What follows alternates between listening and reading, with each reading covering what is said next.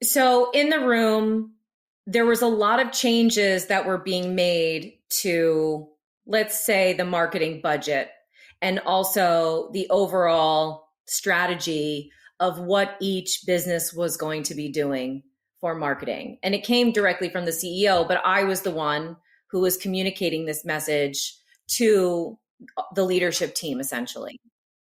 And and in that process, I was also significantly younger than everyone else who was in the room. And they did not know me and they didn't respect me and they didn't really understand why these changes were being made. And so I dealt with harassment to my face. I mean, literally making fun of me to my face in meetings. I dealt with it via social media. Even when I wasn't active, I dealt with people being aggressive towards me via email, social, etc. And the one thing that I learned in that process was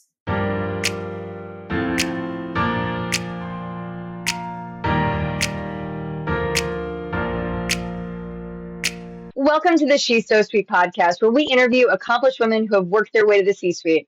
I'm your host, Kristi Faltorusso, Chief Customer Officer and award-winning customer success executive. I am really excited for our guest today. I have Melanie Borden, who is the founder and CEO of the Borden Group. Melanie, welcome to our show. Thank you so much for having me, Kristi.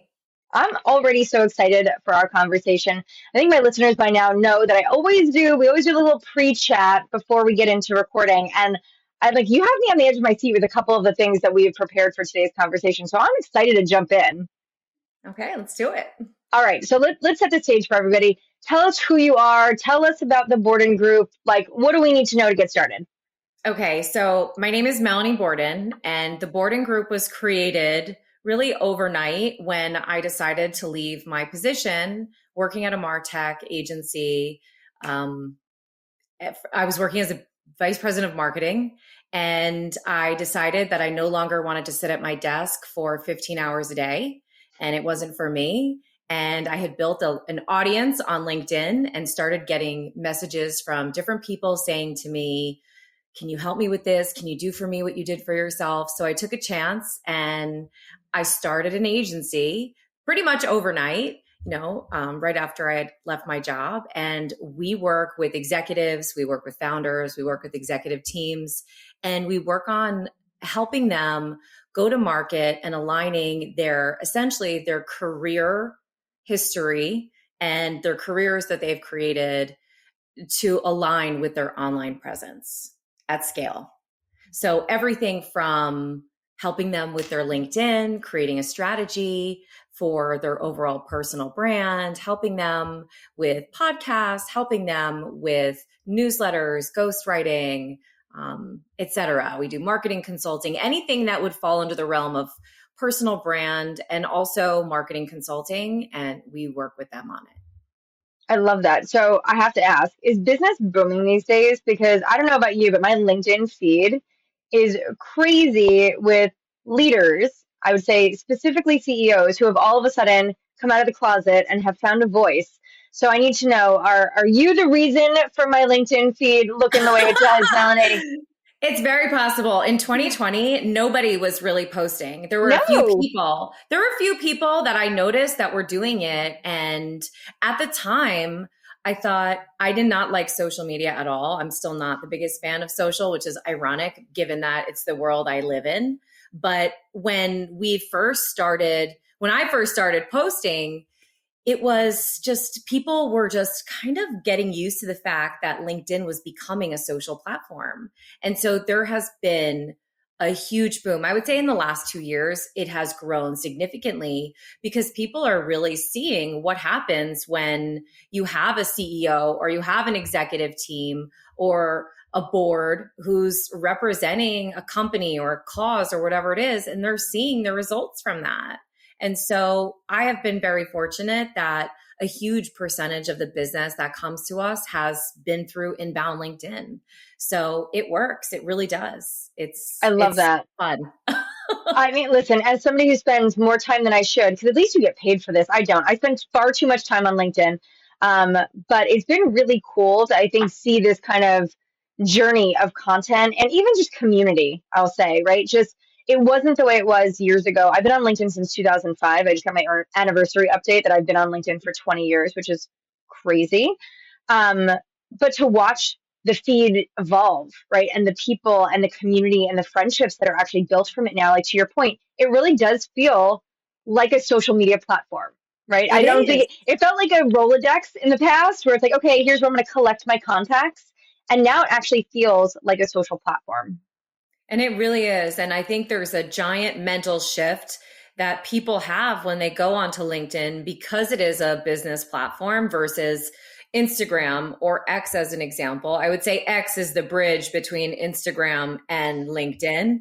But with LinkedIn, you're in a very specific mindset. People are going on LinkedIn to do business, and they're also going there to learn and to grow and to connect with other people. And you can really, whatever you set your mind to, if you have a very specific goal that you're trying to meet, you can achieve it with LinkedIn. And people just are starting to realize the potential. And there's so much opportunity for everyone. Okay, I'm gonna let this go after one last question, but I'm gonna have to ask Yeah. you. We've got a hot take here. Yeah. What are your thoughts on personal posts? So, I got married, I had a baby. Here's a picture of me. Give me your thoughts on this because it feels like that is the most debated thing that I see. Mhm. Is like this is inappropriate. Go back to Facebook, or I love seeing this, and now you're a human, and I want to engage, and now we have a relationship. So I love them. And I'll tell you why. Because people work with people they know, like, and trust. And will someone see a personal post about you giving birth or getting married? Will that turn into someone becoming a client? Probably not. But it will lend to the overall being of who you are. And it's part of a content strategy that I would actually recommend for everyone. Doesn't matter what you do. It doesn't matter what role you have. It doesn't matter what industry you are in, because people want to connect and they want to feel something. And that's why when you see these personal posts done by people who have never really done anything on LinkedIn, you see them go viral because they immediately created an emotional connection with their audience. I love that you just validated my strategy. I feel Yes. very validated in the content that I produce. So Yes, thank you for that. I just had an of expert tell me course. that what I do is okay. So I'm great. Okay. Well, now, Melanie, I got to rewind this for you a little bit. So we're going to take it back because I have to Yeah. imagine at some point in your life, this was not your dream job. You weren't staying up late at night going, oh my gosh, I cannot wait to start my own marketing agency. So when you were younger and as far back as you can remember, what did you want to be when you grew up? I wanted to be an artist. I wanted Okay, to be well a you gotta go deeper. Like, are we okay. sculpting? Are we designing? I mean, because art means, are you a musician? Art means a lot of things to a lot of people. So tell me, what kind of art did you want to do? I wanted to be a painter. I literally wanted to paint on the streets of New York. Oh, And yes, that's what I wanted I to love do. that. So, Yeah. okay, I'm gonna have, I'm gonna have a bunch of follow-up questions here. So, one, do you paint still? So that's a very good question because I haven't painted in probably 20 years. And I just bought two new canvases, and I bought all new paints, and I'm going to start painting. I'm actually redecorating my office. As you can see, I look like I'm sitting in front of a green screen, but I'm going to paint something to put behind me. So when we record again in a year from now, your walls will be fully decorated with all of your paintings. Yes, yes. Okay, I love that. I have a very close friend who's an artist who has an art gallery, an art studio, who lives near me, and I've been taking my kids to get classes done with her. And I just said one day, I'm just going to get back into this because I need something else that I can do other than like sit on my phone and go into doom scrolling. I Yeah, need another it's very outlet. easy. Well, I Yes. love that. Okay, so tell me, what kind of painting do you paint? Is it like abstract? Is it portraits? Is it? So I'm a trained portrait artist. So from the time I was probably 8 years old until I finished high school, I was trained by a portrait artist. So charcoals, pencil, oil paints. Like a photograph. So it's going to take some time for me to hone that skill back again. But I used to be able to paint pretty realistic art in terms of like a photograph. I don't know if I will still be able to when I start painting again, but we'll see what it turns into or what it evolves to, like everything. I love that you picked it back up, and I'm excited to see where that goes. Now, you said for your two younger girls, do they Yes. paint? Have they like leaned into that a little bit for you? They love painting. They love making jewelry. They love making art. They're so creative and artistic. So I fully have supported them throughout their lives with leaning into it. But it's something that I think everybody has a little bit in them, and they just have to flex that muscle, I if love you it. will. Okay, so how did we get from artist? And it sounds like it's not like a dream you had when you were four and then you went to college for physics. It sounds like you took art pretty far in your life. Where did you make this pivot? Where did we go off track? Yeah, so that's a great question. So I think actually living in New York City and realizing how expensive it was and That the was cost of it. living, which The those starving are artist thing wasn't really the life you wanted to live. no, definitely not. It wasn't. But I had gotten into FIT, Fashion Institute of Technology. I had gotten early acceptance. I actually That's got accepted into awesome. their jewelry design program. And then I later got into their fine arts program. But it was something that when I moved to New York, I had to work because I Yeah. was living on campus, but I had no choice. But if I wanted to do anything other than be in my dorm room and go to class, I had to get a job. And I had multiple jobs throughout college. And the one thing that I realized is that I really loved earning money. And at the time, it was pre social media. So I wasn't really honed into exactly what I wanted to do at the time, but I knew that I loved earning. And so I kind of put the art piece on hold in lieu, it was a trade for me to live and grow in New York. So I kind of shifted from being in college and painting and making jewelry and going down that path. And I got my real estate license in New York City. I was a baby. I mean, I was like 19 years old. Oh, wow. And Okay. You really were a baby. and then that's when I really figured out about marketing. I really learned how to market myself. And again, pre social media, Facebook at the time was only accepting students in certain schools. If you Yeah. remember back when Facebook started, FIT, even though it was a state school, it wasn't on the list for Facebook schools or whatever. And so I just learned how to market myself just grassroots style with having a real estate license. And that's how I was able to continue to live in New York and to work in New York. And then that shifted into advertising sales. And that's really how I got I was going to into, ask you, I'm like, like as somebody who likes to earn, sales feels like that would have been a real sweet spot for you. yeah. So I actually worked for a publisher. You and I have that in common. Yep. So I worked for a publisher in advertising sales. And that was really, I was able to hone some of the skills that I had learned marketing myself in real estate. Again, I was super young at the time, but I was able to have my own apartment in New York City, not having to worry about, calling my parents or having to move back home at 20 years old. And from there, it just one thing led to another, and it just began my career working in advertising and marketing.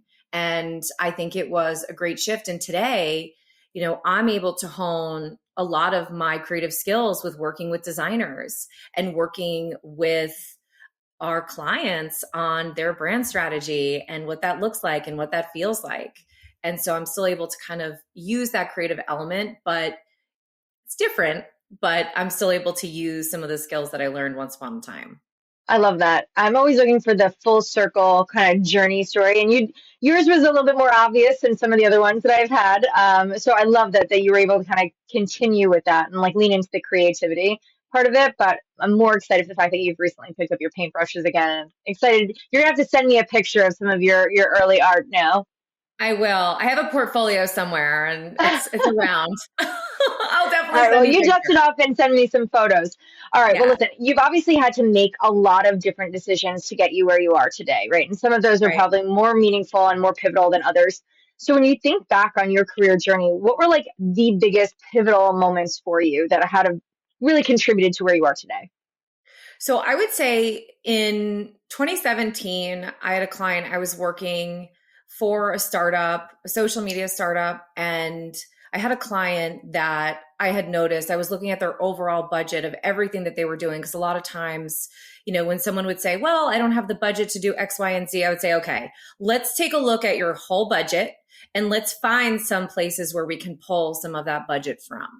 And so in 2017, I noticed that I had this client that was spending excessive amounts of money on marketing and advertising to the point where it was almost like flushing money away, where they were spending, and I'll tell you, it was a client. The client had 6 car dealerships. They had a real estate development company. They had a startup for a restaurant. And also he was an entrepreneur. And they were spending millions of dollars on like traditional advertising. And they were also spending money on social advertising, digital advertising, but they didn't really have a social presence. And as you may know, in the car business, it's a mess sometimes online because there's no one really honing in that messaging and really dealing with a response strategy if there's a crisis. Right. It's more held offline versus online. Mm-hmm. So I ended up getting the attention of the CEO. We had a conversation, and flash forward 2 months later, I came in as their marketing operations manager. So I jumped from agency to client side. And the challenge was I had to create an agency internally because the CEO wanted to eliminate his current agency that was external. So, having worked in agencies, I had a good sense of what to do and how to do it. I had just never done it myself. And so we built an in-house agency. And I say we, meaning me with, my CEO by my side, but it was more of me just making decisions and having to audit part statements for 5 years, looking at every single dollar that was spent and trying to determine what the ROI or the effectiveness was of all the different advertising and marketing that they were doing, as well as looking at marketing budgets and marketing calendars and all of the things you can possibly imagine with a team of one, which was me to start. And then once it was established, I was able to hire and kind of build out my team. But that moment when he gave me that opportunity to do that, which I'm eternally grateful for because it completely changed the trajectory of my life when that happened at that moment. And I didn't know it at the time. I had no idea. Right. But looking back, I'm so grateful that I had that opportunity and I had that moment because he gave me an opportunity to prove myself, and I did. And we were able to eliminate in the first year almost $3 million of waste in advertising and marketing spend. And this is before the pandemic, before everyone said, I'm not doing anything. This was well before that. And so we were able to shift gears and we were able to focus on really honing in the messaging and really honing in the client interactions and really focusing on the brand and the why of why he had started all of these companies and the love that everyone had for all these brands and all the customers had for the brands, and really just having a fresh start, if you will, but almost it was a beginning of something incredible because it completely changed the way that a lot of his sales team looked at themselves in terms of what they were doing for marketing and positioning themselves. They were just focusing on using a CRM and using the phones, which is great. You should be using those things, but there are other tools outside, like using social, like using LinkedIn. And so I look back now, and especially looking at some of the young women who are in sales and in retail automotive, it's tough. And it's super male dominated, and it's mostly all male management. But was so interesting about the group that I worked in, and we were talking a little bit about this before, it was all female leadership. So you had females running each dealership. So on the front end and the back end. So running the sales team, running the service team at each of the stores. And it was something that was truly unique. And it's something that you don't see that often, specifically in the car business. You don't see that as much. Yeah. And there's a lot of industries that are like that, but it was really cool to be a part of. And it was something that I know that I was a part of building. So that to me was really, I would say it was the pivotal moment in my career, because at that time, he also was so supportive. When I said to him, when the pandemic happened, I need to go all in on LinkedIn and I need to really start talking about my day to day. And I want to start posting, and it will help bring a return back to the store. And this is why. He said, go for it. And that is also something that is truly unique, not only in automotive, but also in other industries, because a lot of times there are so many factors that get away, in different tech spaces. You also have contracts that prevent you from doing this. And then you don't own your own brand. The company you work for does, if it's not protected very much in the beginning. So it was a really unique time for me to really get an understanding of how it is at the ground. And it really prepared me for what I do now. And when I'm working with clients and they have specific challenges that I walk into where maybe the leadership team fully isn't on board with the entire leadership team going to market on LinkedIn and going on podcasts and writing blogs because of X, Y, and Z. So this opportunity sounds like it actually gave you the blueprint to then go and start your own agency because you got to do it in a safe space where it was a little bit more risk adverse because you had a company kind of paying you, right? Like, so you had an opportunity to still collect a paycheck, less risk, but do everything that you ended up doing on your own anyway. So it feels like it gave you that kind of like dry run almost for you to go build your own agency. It totally did. And I was completely not in the mindset of, I'm going to do this for myself later. I never Right. had any interest at all in working for myself because being a single parent, having two kids, the security of working for someone else and the benefits was something that I only thought of. I mean, I never even thought that I was even capable of going off on my own and doing what I've been able to do. I was too afraid. There was no way. So that's why it wasn't Well, even a that's thought. what it happens though, right? I feel like most people don't take those leaps, right? They don't see these opportunities because of fear. It's not because they can't do it, it's because they're scared. Yeah, I was so scared of the pandemic and everything. And prior to that time, I had trained about 80 of our salespeople and forward facing, client facing team on how to go to market with their personal brand, including LinkedIn and how to do video and how to write a blog, etc. And it just so happened that I wasn't doing as much as I should. I wasn't leading by example. I was sort of doing it, but I knew that I didn't have to. And then once March 2020 happened, there was an event that we were planning. There was a launch of a new car that was coming out. And so we were having an event at one of the dealerships, Lexus. And we had some people from Toyota who were coming to the Lexus store. Lexus is owned by Toyota. Hmm. And it was a very big moment for me in my career because I had this opportunity to be exposed to people at Lexus Corporate. And I was already interacting with Lexus Corporate. I was going to regional meetings. I was interacting with their team who were in the field. And we were having meetings regularly with them. But it was the big guns were coming. And Yeah. so I was very excited. And then the day that our event was canceled due to the pandemic, I realized on that day, in that moment, that I had to do something. And that something, I knew what it was. I knew I had to lean into my personal brand, which was for me, really going in and just taking the leap and forgetting my fear and just starting to post online. I was not into Instagram. I was not a person who really wanted to be on social media at all because I was behind the scenes with all of the accounts anyway. So for me, why would I want to do that work for myself when I'm already doing it for work? And that was my mindset is why would I want to do this? And so it just one thing led to another and it really just snowballed into something amazing. And when I found myself in a role that I was not happy with, I ultimately said, I'm going to do it. I'm going to leave. And I'm just going to take the risk and I'm going to take the chance. I believe in myself. I'm a hard worker and I'm going to do this. And that was 3.5 years ago. Wow. I love that. I love it. And I think the thing that like resonates with me so much is you just overcame a fear, right? Like you didn't think too much about it and you just took the leap. I feel like so many people I talk to have this passion and desire to want to go and do something like that, and they don't. Mhm. And it's beautiful to hear somebody who just fully embraced that and ran with it. And clearly you've been successful with it.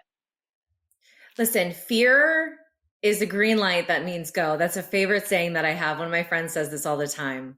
And it's a feeling. I know that if I feel afraid of something, if my body has a visceral reaction to something, I know that that means I have to do it. Even if I don't want to do it, I have to do it because that's how you grow is when you take on things that you don't think that you can do or that you don't want to do. It's a way for you to really take yourself to the next level and activate the next level of who you are and who you're meant to be.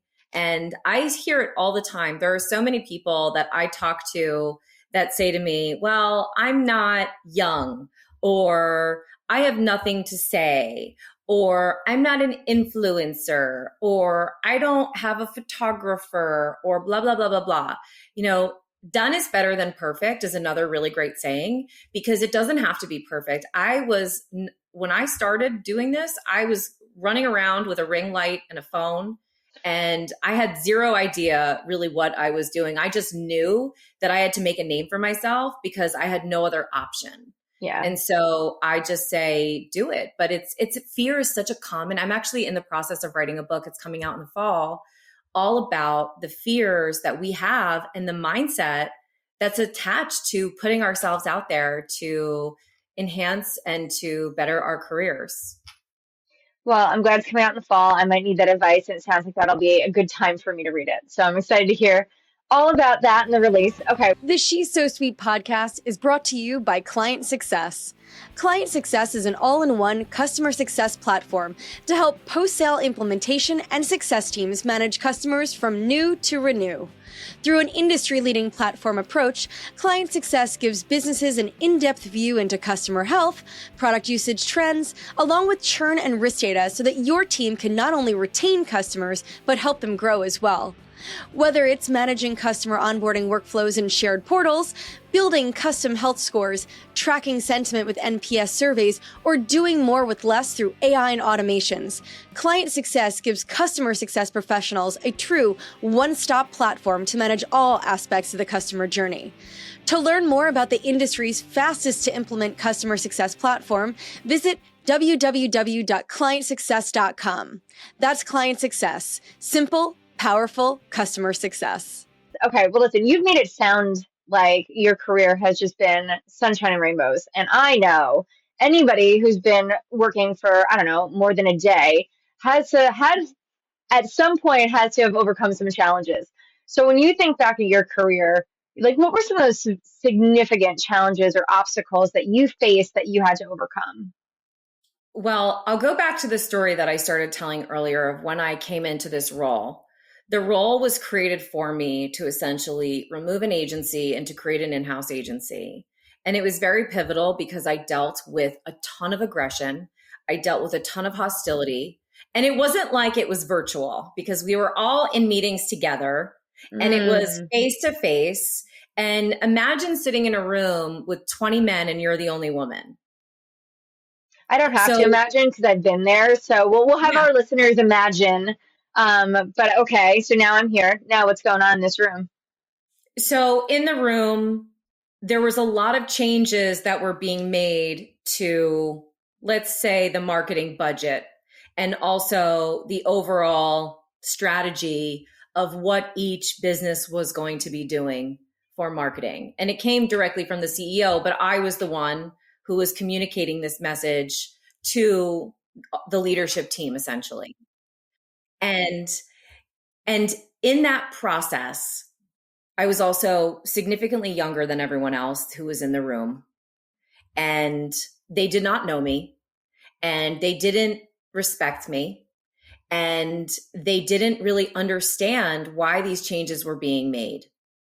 And so I dealt with harassment to my face. I mean, literally making fun of me to my face in meetings. I dealt with it via social media. Even when I wasn't active, I dealt with people being aggressive towards me via email, social, etc. And the one thing that I learned in that process was you can't let it get to you. And you also can't let them show you that you can't let them see that it's affecting you. Because at the end of the day, my job was to come in and to make changes and to disrupt what was going on, which wasn't working.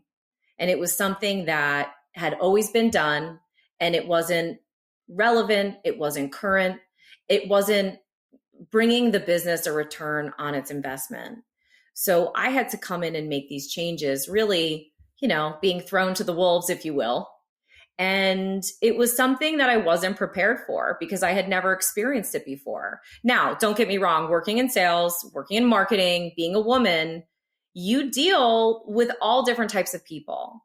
And especially because my career, for the most part, was spent in the car business, in the auto industry, which is only for the strong and thick skinned because it is a tough business. But I will tell you something else about the car business. It is probably one of the most beautiful industries to work in because you can be sitting in a room. And I think I mentioned this to you on the document that I had submitted for the podcast. I mean, you could be sitting with someone who was just released from prison, maybe 5 years ago. You could be sitting with someone who, owned a business because they got inherited it from their family. You could be sitting with someone who never went to college. You could be sitting with someone who worked in finance and made a career move.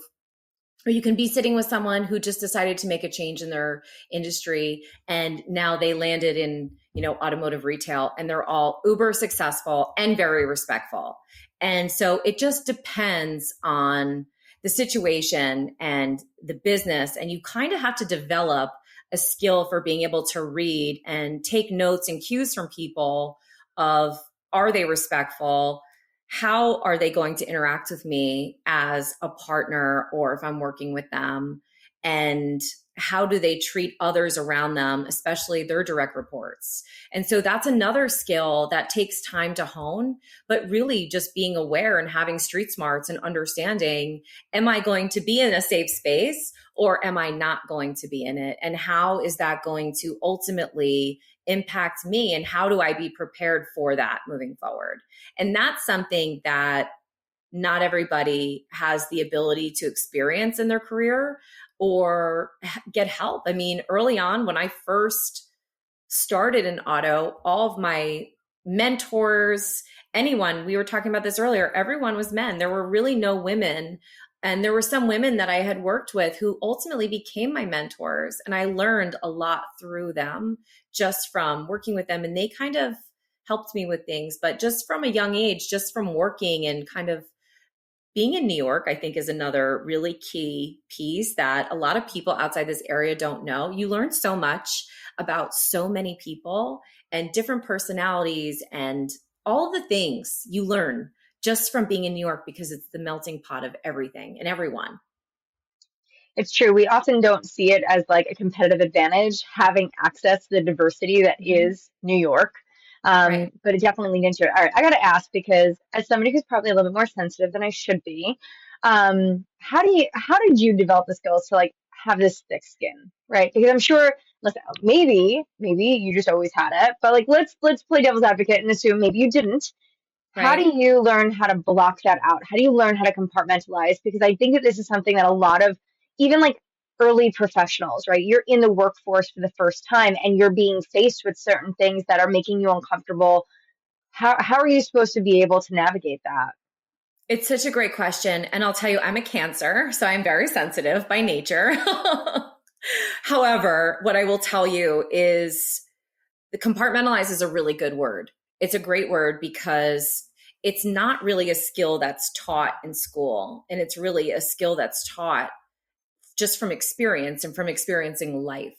And what I was always told, and I grew up in, let's say, a household, my family weren't immigrants, first or second generation. I had family that came over from Russia, but I will say that the traits and just the way of being was all built on hard work and work ethic. And you don't get anywhere unless you have to go through, and I hate to say this, but it's so true. You have to experience some sort of adversity and you have to experience these challenges in order to understand how to have these experiences to create that compartmentalization where if someone is yelling at you in a meeting or if they're dismissive to you over email or they don't include you in something, you just can't take it personally. And it's so hard, but you just have to take it and put it in the box and put it in your office drawer because it has nothing to do with you. It has everything to do with that person. And I think just repeating that to yourself and just saying, this has nothing to do with me. They don't know me. It's not a reflection of my skills. my career, what I've done, because this is them. This has to do with them and it has nothing to do with me. And so that's a mantra that I live with. And I would say that I use that pretty actively. Another skill is not responding to email. If you think that you're going to respond emotionally, don't respond. Do not send anything. That is really important advice for anybody at all ages and all stages, because Yeah. I feel like it's very easy to react. And especially in this virtual first world that we all live in, right? You don't have an opportunity to have a conversation face to face, which might obviously change the dynamic. But when everything is just written, you don't have tone, you don't have body language, you don't have context that you would otherwise. And I feel like everyone is so quick to react and respond. And it is so triggered by emotion. Oh, yeah. Oh, absolutely. It is definitely. And even with text messages, it's the same thing. Or even if you're on social, don't respond. If it's something that you think that you're going to respond in an emotional way, don't do it. Leave it and come back to it the next day when you're out of that mindset. And then when you do, you can respond the way that you've had time to think about. But we are also so ingrained to having to respond quickly. And especially in the space that we are working in, people want instant gratification. People want instant results. They want instant communication. But sometimes it's okay to pull back, because what you're also signaling to them is it's not okay. And you're letting them sit with what they said or whatever. So sometimes they'll even apologize later on, even if you don't respond to them, or if you don't respond to what they're actually saying to you, they sometimes will even apologize because you've left them time to sit with whatever they've said. That's actually a really great point, right? Because it doesn't just give us time to process and reflect. You're giving that other person to think, a moment to think, like, what did I just say? Did I just say that out loud? Did I put that in writing? Like, I think other people having that time to reflect, I think would also have them almost retract what they said. Now, not everybody, right? There's tons of keyboard warriors out there that are fearless behind a screen and say the most heinous things. But I'd like to think that if it's in a professional working environment, sometimes people are triggered by emotion, react and respond inappropriately, and then given that time to reflect, they might be like, oof, I'm sorry. Right. And it wasn't you. Yeah. It had nothing to do with you. Yeah. And I think something that's really important to remember too, and I wish somebody had told me this early on in my career, is most of the time how people react and interact with anyone, it's because of them. It's because of them and their unique experiences. Yeah. And maybe they had an experience that was really negative with someone else, and this is how they know how to interact with others. And you can actually be the leader for them and train them how you are supposed to respond and react. And they'll actually learn something from you in that sense too. And I wish back when I was going through that experience that I went through, I wish that I had that tool that ultimately I learned over time through making mistakes and not being perfect.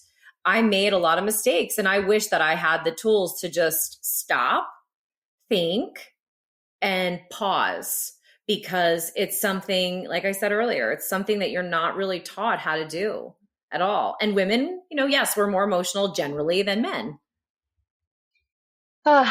Good points. And to your point there is, I wish that was a tool and information and guidance I had early in my career, because I am or have been very reactive in responding immediately, right? Like, I can't believe you said this, and so you are going to get the worst response from me, which is out of character, but it's because I was triggered by something. Instead of just sitting with it, walking away, giving you time to reflect, giving you time to think, or even just the perspective of like, this has nothing to do with me and your behavior. This is you. This is a you thing. Yeah, absolutely. Okay. Well, listen, one of the things that we talk about on this podcast is empowering women. I think the group of individuals who were recognized for an award that we were both on this list is kind of how we're here today, is a whole group of 300 women who are doing wonderful things in their fields and up-leveling and uplifting other women. So I always say one of my favorite sayings out there is empowered women empower women. And it's not something that I got to really appreciate until I was later in my career, and I learned the power of lifting those up around us. So when you think about that, how are you empowering other women today? I would say so, not on purpose, but I do have mostly my internal team is all female. And that was done not by design, it just happened by accident. And they are a lot younger than I am. And I've learned a lot from them, but I know that they learn a lot from me. They learn a lot from me just when we have our weekly huddles and we're talking about different experiences or different clients and different moments that are happening through our day to day.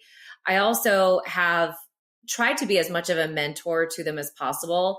Over the last 3.5 years, I've had a connection with my alma mater, FIT, where I bring on interns every spring. And the interns help with different project work that we're working on, but I help them and I encourage them. And I also encourage my internal team. You want to make sure that you're positioned for success. And if that means you have an online portfolio, then you should do it. If that means you have your LinkedIn optimized, you should do that too. If that means you want to go on a podcast, or if you want to guest on a blog, or if you want to be in a newsletter, because no one ever said that to me in any organization I ever worked for. There was no one ever who encouraged me to lean into myself and to my personal brand. And we do these yearly retreats. So I do them twice a year, the first quarter and the last quarter of the year, where I rent a house, everybody stays in the house. We have different activities and team building, not cheesy, but just fun things that they can do. And one of my girlfriends works in leadership development, and she came in last year and did a workshop with everyone, really honing in on their personal brand and also their personal life and how they can really optimize that to make it better. And what changes can they make to really help themselves?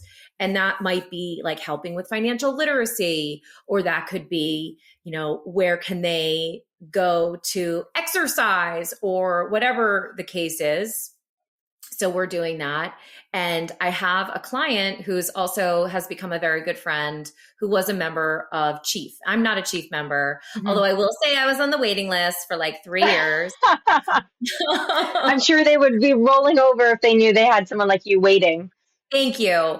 But she had come to me because she has a WhatsApp group with all these women, and a lot of them are senior level in their career, and they have found themselves out of a career. And so I told her, send them to me. I'll do whatever I can. And I did discovery calls with probably about 20 of them last year to kind of just give them direction and give them feedback on their LinkedIn profiles and how they can better position themselves, including giving them templates and things like that. So I definitely think that giving back happens at all different levels, but I could definitely do a better job of doing more of it, being more aware of it and helping more. But I definitely think it's something that is so important. We always think that we can do more, or we should be doing more. At the end of the day, if we're doing anything at all, we're doing a lot, right? So be kind to yourself. You're doing great. And it sounds like you've got an amazing team who you are setting up for personal success long term. And that's not something a lot of employees get from their leadership. So you should be really proud of what you're building there. Thank you. Yeah, it's a lot of fun. We have a lot of fun. And I have always felt that it would be great to work for someone who understands what it's like on both sides. And I really wanted to create this environment that I never had. And so that's what I've done with the Borden Group, is I've created this working environment that's both positive, but also is career driven in a sense, where I'm helping them build their futures too, because I know realistically they're not going to work for me forever. They're going to go to their next place. And as long as they can leave me better than when they came in, I did my job. I love that. All right, Melanie. Well, I have loved learning so much about your journey today. But before we wrap up, what's one thing you want our listeners to take away with them? So one thing I would love your listeners to take away with is don't be afraid to put yourself out there, because a lot of times when you do, it will uncover things, and it will uncover relationships and clients and different opportunities that never existed just by, raising your hand and essentially stepping into the room. I love that. I think that's such wonderful advice. Well, Melanie, thank you so much for your time today. I have loved learning more about your story. I can't wait to see your art that you paint. And maybe if you can go dust off that portfolio, find that for me, give me something to compare it to. Can't wait to look at that.